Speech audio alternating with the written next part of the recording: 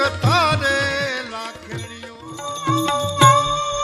સોરઠ ધરા ને સંચરો અને ન ચઢો ગઢગીરી નાર ન નાયો દામોદર રેવતી એનો તો એડે ગયો અવતાર.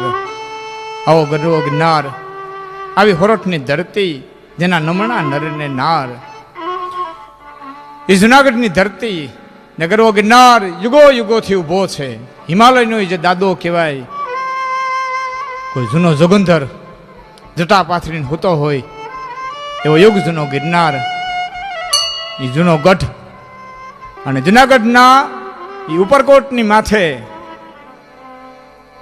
એક એક પાણો એક એક વાતો હંગરી અને આજે અડીખમ જે ઊભો છે. ઠેઠ ગ્રહ રીપુથી લઈ અને છેલ્લા રાજપૂત રાજા માંડલિક સુધીની વાતો જે ઉપરકોટના એક એક પાણાની માલિકો હંચવાયેલી છે. એ જુનાગઢની ગાદીએ ઈસવીસન 1098 ની અંદર રાખેંગારજી બીજા જુનાગઢની ગાદીએ બેઠા. પ્રજાવત્સલ રાજવી, પ્રજાપ્રિય રાજવી, પ્રજાને પોતાની માનનારો રાજવી, પ્રજાના સુખે સુખી પ્રજાના દુખે દુખી થનારો રાજવી. એ સમયે સિદ્ધપુર પાટણની ગાદીએ સિદ્ધરાજ જયસિંહ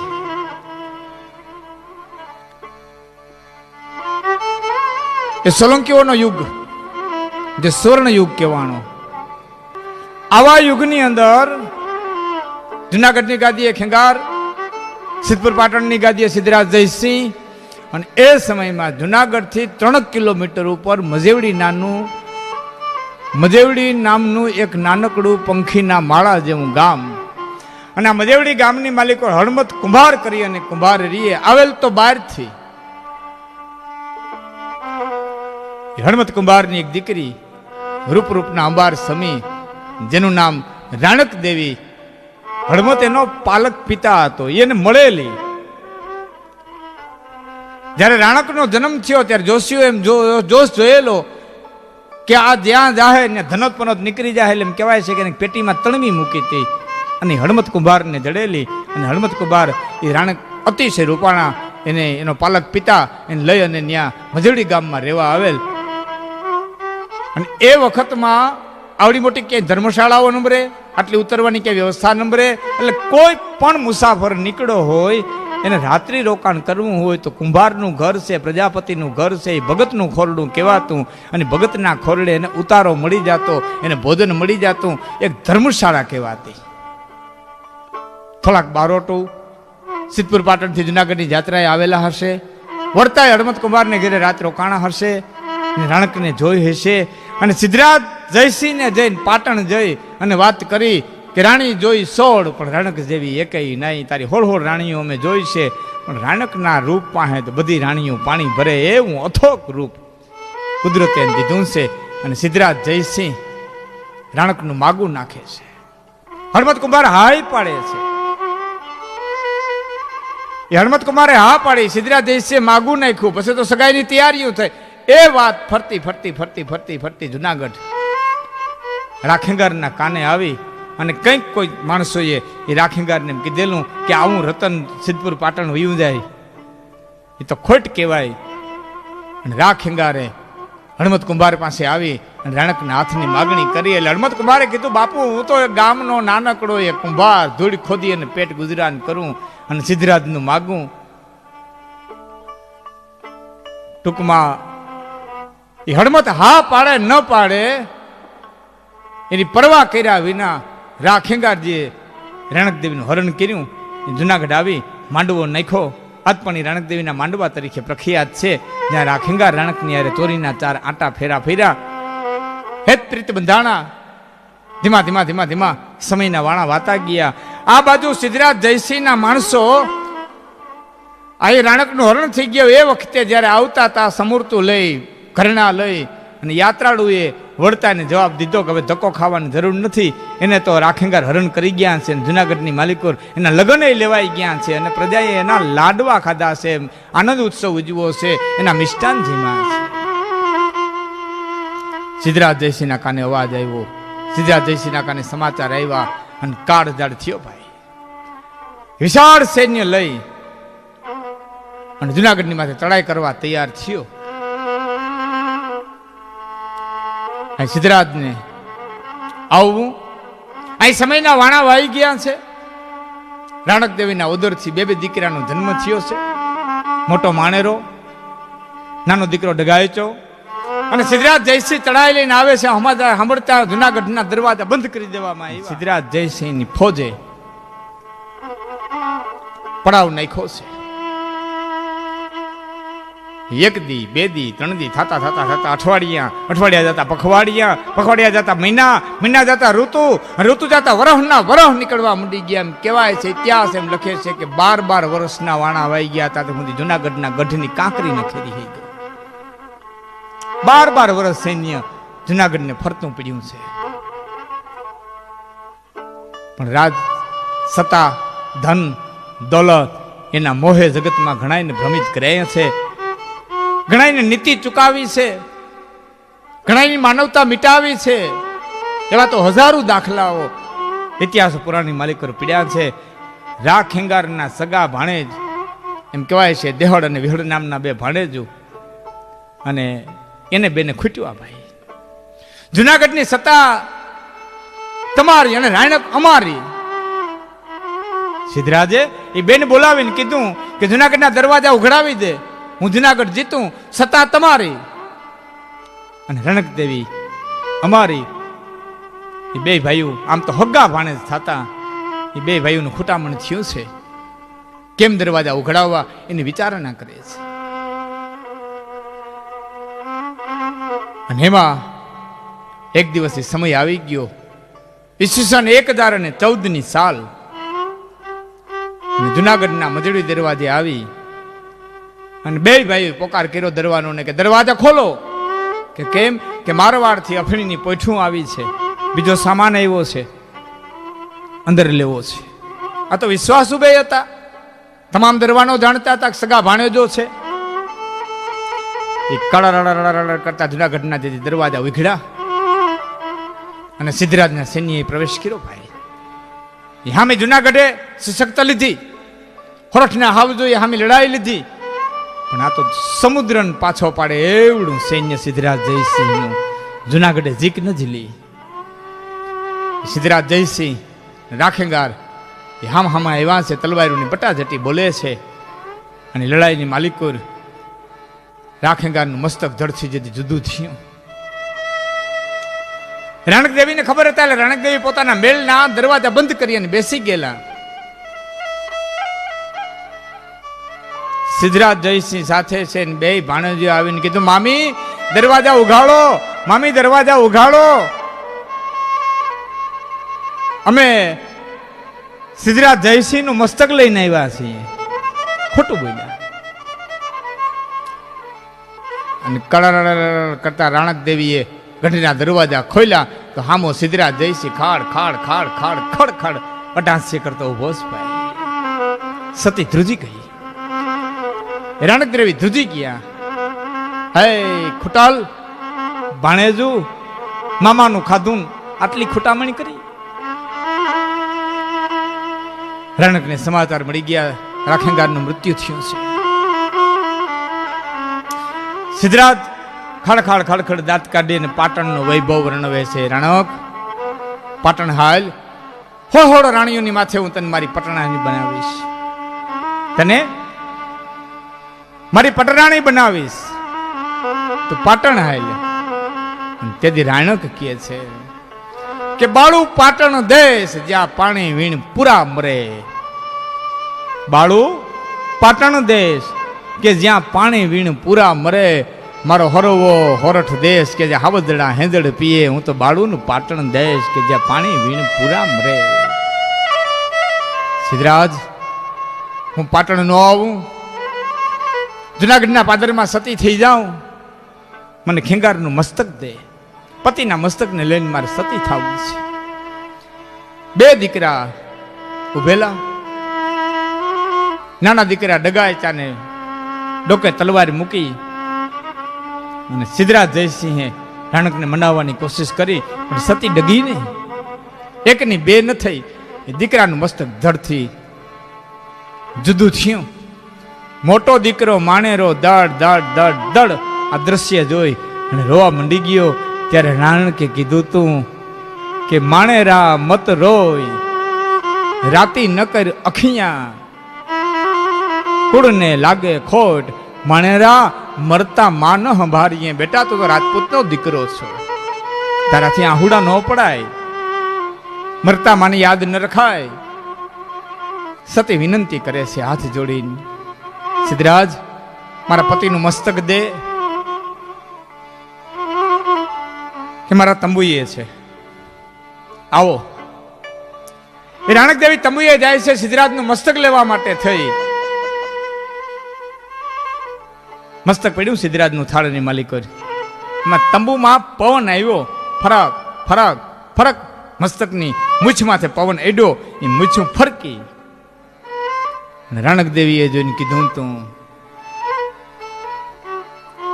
કેવાય ફરકે મૂછડી અને રેણ જબું કે દંત, જુઓ પટોળા વાળિયું આ લોબડિયાળીનો કંથ. હજી આની મૂછું ફરકે છે, એનું પાણી તો જોવો ખોરઠની ધરતીનું. સિદ્ધરાજ જયસિંહ કહે છે પ્રાણક પાટણ આવી, મારો વૈભવ જો, પાટણની સંપત્તિ જો. સતી માનતા નથી. બળપૂર્વક સિદ્ધરાજ અને રથની માલિક પર બેસાડે છે, દીકરા માણેરાને બેહાડે છે, રાખેગારનું મસ્તક રથમાં મૂકે છે. અને પ્રાણે જ્યારે રાણકને રથમાં બેહાડવાની કોશિશ કરે છે અને રાણકનું ધ્યાન જ્યારે ગરવા ગિરનારની સામે પડ્યું ત્યારે ગરવા ગિરનાર સામો હાથ લાંબો કરી અને સતી રાણકે કીધું હતું કે ગરવા કઈ ઊંચા ગાઢ ગિરનાર, આજ વાદળથી વાતો ઈ કરે, પણ મરતા રાખે ગાર, તું તો ખળેડી ખાંગોઈ ન થયો. હે ગિરનાર રાખેગાર વિયોગો નદી ઉભો, એ સતીનો વેણ નીકળ્યું, પૃથ્વી ધ્રુજી ગઈ. સતીના પડકારે ગિરનાર ધ્રુજી ગયો, ગિરનારનો પાણો ધ્રુજી ગયો અને ખોરડા ખોરડી શિલાઓ મંડી પડવા ભાઈ. ખળારાડા મીઠો ગિરનાર ખડેલો. રાણક દેવીને એમ થયું કે ઘડીના પલમાં આગળ ગિરનાર જમીન દોસ્ત થઈ જાય, ગિરનાર ખડેલી જાહે. એટલે હાથ લાંબો કરીને કીધું કે મપડ મારા આધાર, મપડ મારા આધાર, આ ચોહિલા કોણ ચડાવશે, ગયા ચડાવણ હાર, હવે કોક જીવતા હશે એ જાત્રાએ આવશે. હે ગિરનાર મપડ મપડ મપડ કરીને હાથ લાંબો કર્યો. એ પથ્થર જે પડતા અટકી ગયો એ આજ પણ રાણક દેવીના પાણા તરીકે ગિરનારની માથે અડીગમ ઉભો છે. જોઉં તો એમ થાય કે આગળી પડશે આગળી પડશે આગળી પડશે. પરાણે રથની માલિકો રાણકને બેહાડ્યા. સિદ્ધરાજ જયસિંહ પરાણે રથમાં બેહાડ્યા અને ઘોડાઓને જોયો ને રાણકે એટલું કીધું કે તરવરિયા તોખાર અહીં હેલા હંસલા. હંસલા નામ ઘોડો. હે તરવરિયા ઘોડાઓ અહીં હેલા હંસલા, મરતા રાખેંગાર. આજ ગામોતરા રાણકને ગુજરાતના. હે ઘોડાઓ તમે તમારી માને ગુજરાત મૂકવા જાઓ, તમે રાણકને ગુજરાત મૂકવા જાઓ, તમારા હૈયા ફાટી નથી જતા. અને એમ કહેવાય છે કે બે ઘોડાવે એક એક હાહ લઈ અને પોતાના પ્રાણ કાઢી નાખ્યા. ફરી વાર રથ તૈયાર થયો. રાણકને બળજબરીથી રથમાં બેહાડ્યા. રથ હાલતો થયો ભાઈ જુનાગઢની ધરતી છોડી. વાવડી ગામના પાદરમાંથી રથ નીકળ્યો, વિશાળ લીલો છમ વડલો જોયો. રાણકના હૈયામાંથી શબ્દો નીકળ્યા કે વળ વાવડી તણા અને નધણિયા નીલો રહ્યો. હે વાવડીના વડ, હે વાવડીના વડલા, રાખેંગાર જેવો રાખેંગાર વિયોગ્યો, હજી તું લીલો છમ થઈને ઉભો, હજી તને આનંદ છે, હજી તને મોજ છે, હજી તારા હૈયામાં કઈ દુઃખ નથી. વળ વાવડી તણા નધણિયા નીલો રહ્યો, મરતા રાખેંગાર તું સુકીન સલ નો થયો. આ તો સતીના શબ્દો હતા. એમ કહેવાય છે કે વડલાએ પાંદડા ખેરવી નહીં ખાધા. કેસર કેશ ભુજંગ મણી મેળવવા લાખું મથંત. કેસર નામ સિંહ જીવતા સિંહની મૂછનો વાળ લઈ ન શકાય. ભુજંગ મણી, જીવતા હરપની માથે મણી હોય, એ હરપ જીવતો હોય ત્યાં સુધી મેળવી ન શકાય.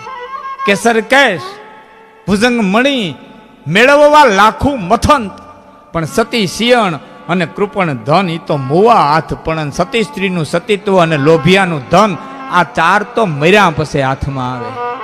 જીવતા હાથમાં ન લઈ શકો, સિંહનો વાળ જીવતા હાથમાં ન લઈ શકો, જીવતા હરપનો મણી ન લઈ શકો. એમ સતી સ્ત્રી, એનું શિયળ, એનું સતીત્વ જીવતા કોઈ લૂંટી ન શકે. અને કૃપણ ધન અને લોભિયાનું ધન એ જીવતો હોય ત્યાં સુધી કોઈની તાકાત નથી લઈ શકે. સિદ્ધરાજ જુનાગઢ જીતો, સતી ન જીતી શીખો. વેરડું હાલ્યું છે, સૈન્ય હાલ્યું છે, અહીં થાણું બેહાડ્યું છે, અને ધીમું ધીમું ધીમું ધીમું ધીમું વેલડું ભોગાવા નદીના પાદરની માલિકોર આવ્યું છે. સુરેન્દ્રનગર વઢવાણની બાજુમાં ભોગાવો, ભોગાવા નદીની માલિકોર પડાવ નાખ્યો છે. ફરીવાર સિદ્ધરાજ સતીરાણકની પાસે આવ્યો છે. સામ દામ દંડ અને ભેદની નીતિથી એ રાણકને સમજાવવાની કોશિશ કરે છે. રાણક એકના બે નથી થયા, ફક્ત એટલી જ વિનંતી કરે છે, સિદ્ધરાજ મને મારા પતિનું મસ્તક દે, મને મારા પતિનું મસ્તક દે. એક પતિના માથા હાટું અને એક દીકરા હાટું એ બાઈ ઠેઠ ભોગાવાના નદી સુધી આવી. એ સિદ્ધરાજ જયસિંહ એમ થયું કે હવે કોઈ હિસાબે રાણક માનશે નહીં, એટલે છેલ્લો ઉપાય, છેલ્લો ડરાવવા માટે તેનો પ્રયોગ સિદ્ધરાજે અજમાવ્યો અને મોટા દીકરા માણેરાના ગળાની માથે તલવાર મૂકી. રાણક, આ તારો આધાર, આ તારો દીકરો, આ તારો લાડકવાયો આગળ હતો ન હતો થઈ જાય. પણ સતી એકના બે નથી. અને સિદ્ધરાજ જયસિંહની તલવાર હાલી માણેરાનું મસ્તક ભોગાવા નદીની માલિકો ધડથી મસ્તક જુદું થયું અને બાઈને સત ચડ્યું. કારણ કે દીકરાની જનેતા દીકરા હાટું થઈને જાતી હતી. દીકરાને માર્યો ભોગાવા નદીમાં. એ રોમે રોમની માલિકો સત ચડ્યું. થાર થાર થર શરીર ધ્રુજવા માંડ્યું. લાલ ચણસી જેવી આંખો થઈ ગઈ, ભ્રકોટી બદલાઈ ગઈ. એ ભેરા માણસો ધ્રુજી ગયા. એ ભોગાવા નદીની માલિકો ચિતા ખડકાણી ભાઈ. એ ચિતાની માથે સતી બેઠા છે. કોઈને કીધું મને પાણી પાવ, મને પાણી પાવ, મને પાણી પાવ. પણ અતિ ક્રૂર જાણે માણસો હશે, એ છેલ્લે સતીને કોઈ પાણી પાવા જાતું નથી. અરે મને કોઈક ભોગાવાનું પાણી પાવ, ભોગાવાનું પાણી પાવ. ઇતિહાસ અને વાર્તાકારો એમ કે છે કે ભોગાવાનું પાણી સતીને ન મળ્યું એટલે શ્રાપ દીધો, જા ભોગાવા, તારામાં કોઈ દી પાણી નહીં રહે. અરે હવે કોક આગ મૂકો, હવે કોક આગ મૂકો. પણ કોઈ આગ મૂકવા જાતું નથી. એમ કહેવાય છે કે જમણા પગના અંગૂઠેથી રાણક દેવીને એ સતમાંથી તેથી અગ્નિ પ્રગટ થયો તો જળાળ જળાળ જળાળ ભોગાવાના નદીની માલિકોર એ પતિના મસ્તકને લઈ અને રાણક દેવી તેથી સતી થયા. અને આ બાજુ